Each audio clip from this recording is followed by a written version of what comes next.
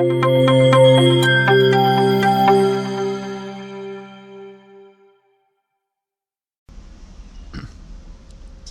warahmatullahi wabarakatuh.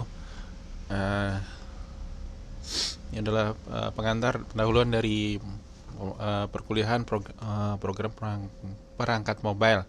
Saya ulangi lagi, ini adalah pendahuluan untuk pemrograman perangkat mobile.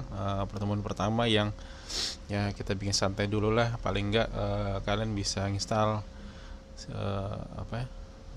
Visual Studio dan keperluan lain-lainnya lah. Oke. Di program mobile ini kita gunakan bukunya Erik Kurniawan sama M. Reza Faisal. Ini adalah buku utamanya. Kemudian jelas pasti bukunya Charles Petzold ya. Mungkin ini adalah penulis buku buat Microsoft dari awal ya. Beliau adalah biasanya jadi penulis tetap. Kemudian ada David Bridge, Enterprise Application Using Summer Forms tahun 2017.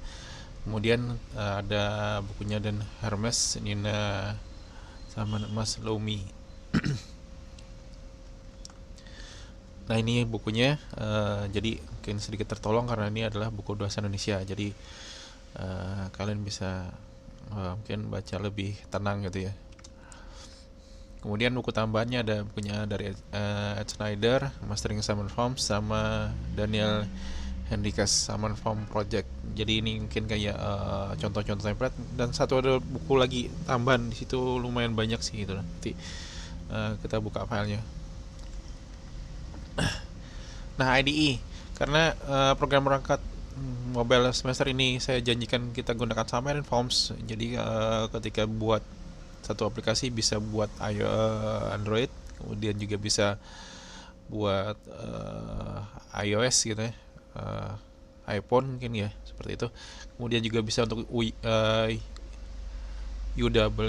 UWP ya, Universal Windows Platform, atau pakai Windows 10. Jadi bisa jalan di Windows 10. Dengan syarat ya kalian menginstal WP-nya. Jadi kita gunakan Windows Visual Studio 2019, dan juga mungkin buat pengantar Windows MAUI ya. Dasarnya materinya memberikan gambar perangkat mobile menggunakan bahasa pemrograman C# sebagai pemrograman bisa digunakan untuk multi-platform, bisa buat desktop ya, konsol, web, mobile device, dan multi sistem operasi. Jadi ada yang bisa jalan di Windows, Linux, sama macOS. Pada terakhir perkuliahan diperoleh aplikasi dengan tampilan menarik. Jadi nanti di akhir-akhir kuliah kalian akan bikin suatu project, tapi harapannya tampilnya bagus gitu ya. Jangan bikin tampilan sederhana. Kemudian aplikasi yang dibuat menerapkan sistem model view model. Jadi harus paling enggak sudah kenal sistem MVVM, model view model, baca tulis pada lokal maupun pakai database, mampu mengolah data dari server menggunakan web API, dan kemudian ada push notification. Jadi paling enggak ada hal ini yang menjadi konsep dasar yang harus dikuasai benar-benar gitu ya. Jadi bisa bikin MVVM, kemudian ada simpan ke database, bisa ngolah data dari web API, sama dikasih push notification. Jadi misalkan ada suatu perubahan atau misalkan ada pemberitahuan di handphone kalian gitu ya. Jadi kayak dipaksakan notifikasinya. Materi perkuliahan pendahuluan ya ini, kemudian ada navigasi dengan shell atau aplikasi sederhana.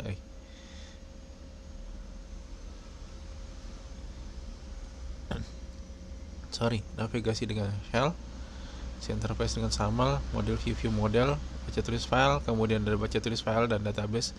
Dan pertemuan ke-7 ada UTS 8. Jadi UTS-nya dimajuin biar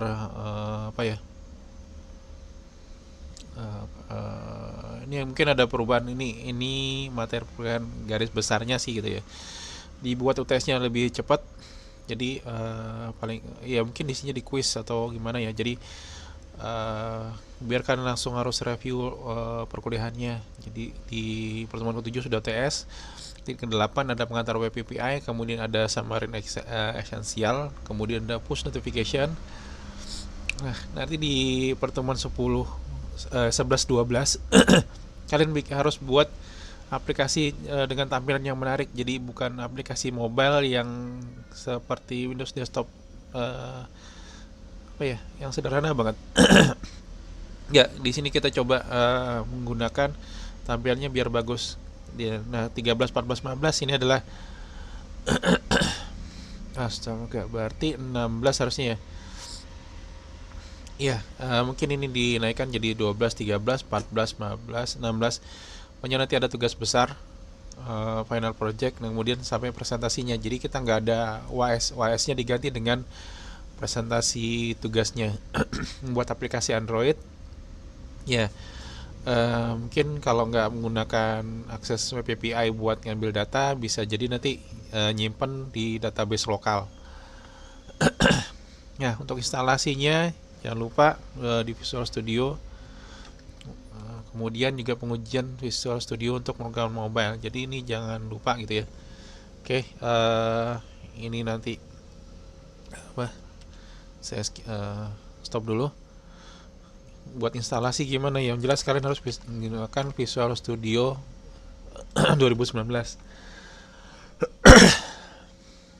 Semoga nggak ngupdate ya. Kalau ngupdate sekarang ya berarti videonya harus dihentikan dulu.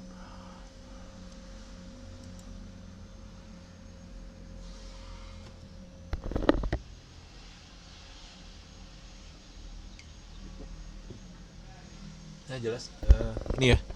Saya ada Visual Studio Community Edition 2019. Kemudian kalau mau install, apa yang diinstal?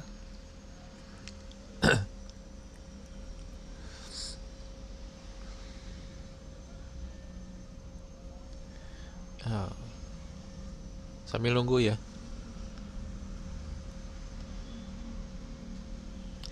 Nah, untuk keperluan mobile, paling nggak kalian harus install bagian ini, mobiledevelopment.net. Ini yang paling penting. Jadi paling nggak harus ada centang ini. Kalau misalkan kalian mau menggunakan Universal Windows Platform, diklik juga ini. Kalau nggak, ya buat hemat ya mungkin cukup ini ya, mobiledevelopment.net. Ini adalah keperluan dasarnya.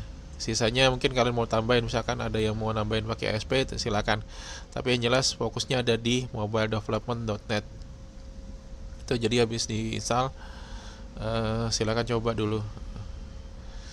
Kemudian pengujian setelah diinstal, buka Visual Studio-nya.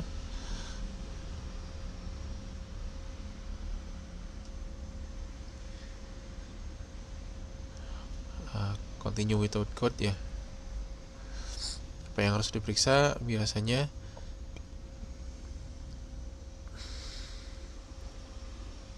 Ya mungkin karena fokusnya kita adalah di smartphone Android. Kalau misalkan mau pakai iOS, jelas kalian harus sediain dulu komputer yang ada OS Macintosh-nya. Kalau nggak bisa ngompil. Kalau misalkan sudah pakai macOS, bisa berarti bisa install buat iOS sama Android ya. Ini Android. Paling nggak kalian uji nanti buka Android SDK Manager. Ini yang harus kalian pastikan ada yang perlu diupdate kah atau enggak gitu. Kalau enggak nanti biasanya rada-rada ngaco gitu ya. Gimana misalkan kalau ada Visual Studio, misalkan kalian sudah pernah install Android Studio, yang jelas ini juga dicek karena kadang-kadang toolsnya bisa saling berbagi, kadang-kadang nggak bisa dibagi, jadi punya kekhasan sendiri ya. Pastikan Android 11-nya jalan, SDK platform ini paling nggak 10, 9 mungkin boleh nggak ditinggalkan karena sudah ternyata jarang digunakan. Paling nggak 10 sama 11 harus diinstal ya. Itu aja dulu pengantarnya. Mungkin kalau perlu penjelasan nanti kita ketemu di Google Meet atau meeting online. Gitu aja. Assalamualaikum warahmatullahi wabarakatuh.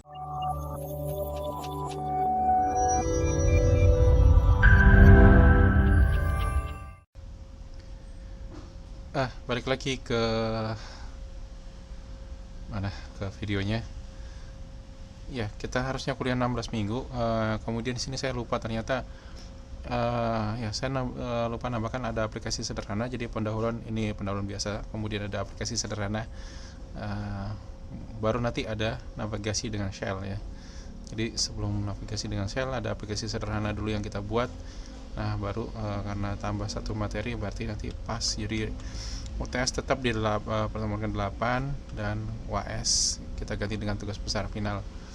Jadi 12, 13, 12, 13, 14, 15, 16 ini adalah kita coba dari 12 ke 13 itu create beautiful image, beautiful user interface, kemudian ada 3 minggu untuk kalian ngerjakan tugas besar dan presentasi. Jadi mungkin bisa dicicil dari sekarang dari sekarang nanti, atau mungkin setelah UTS dipikirkan nanti tugas besarnya membuat aplikasi seperti apa.